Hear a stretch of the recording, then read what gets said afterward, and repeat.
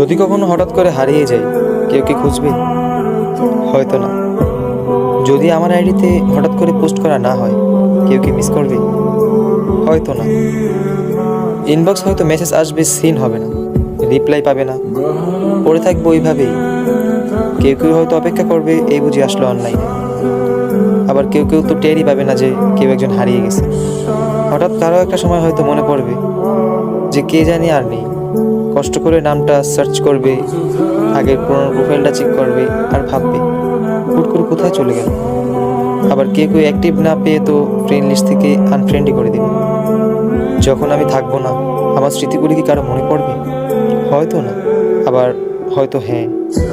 তবে হারাতে হবে, হারাতে হয়। কেউ আয়োজন করে হারায়, কেউ হুট করে হারায়। আমি না হয় হুট করেই হারিয়ে যাব।